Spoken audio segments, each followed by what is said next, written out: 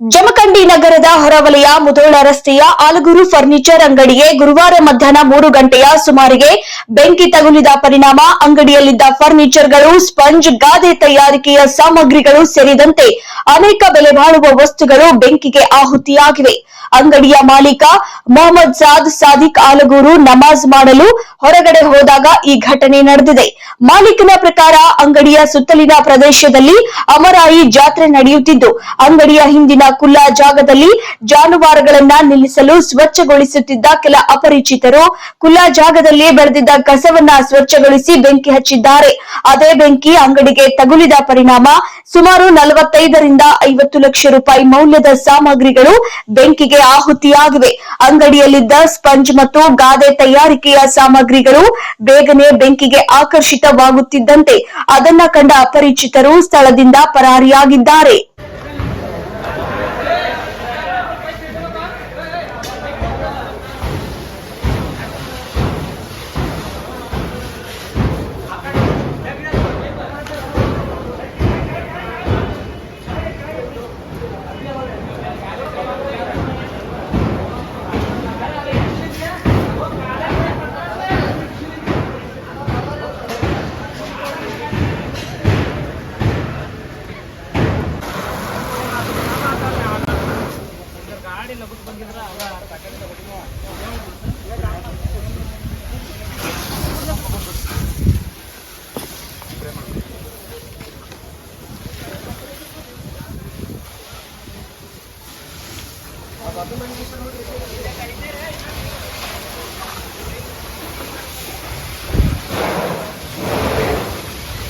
पूरा गर्म है फर्श चटे बैठ रही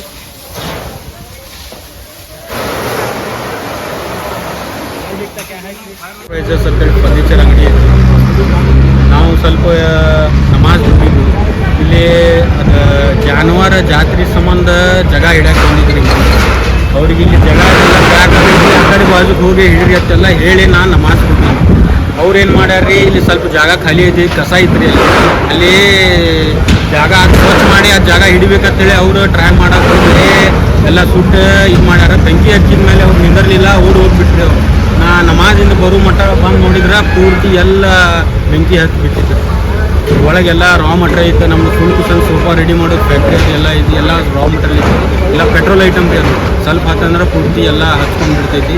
ಹೀಗಾಗಿ ಒಂದು 45 ರಿಂದ 50 ಲಕ್ಷ ಮಟ್ಟ ಏನು ನುಕ್ಸಾನ್ ಆಗಿರ್ಬೋದು ರೀ. ಇನ್ನೂ ಲೆಕ್ಕ ಮಾಡಿಲ್ಲ, ನೋಡ್ಬೇಕು ರೀ. ಮತ್ತೇನು ಇಲ್ಲೇನು ಶಾರ್ಟ್ ಸರ್ಕಿಟ್ ಆಗಿಲ್ಲ, ಏನಿಲ್ಲ. ಬೇಕಾದ್ರೆ ಆ ಜಾಗ ನೋಡ್ಕೊರಿ ನೀವು. ಆ ಜಾಗ ಸ್ವಚ್ಛ ಮಾಡಿ ಜಾಗ ಹಿಡಿಬೇಕು. ದನಗಳು ನಿಂತು ಸಂಬಂಧ ಹಿಡಿಯಕ್ಕೆ ಹೋಗಿ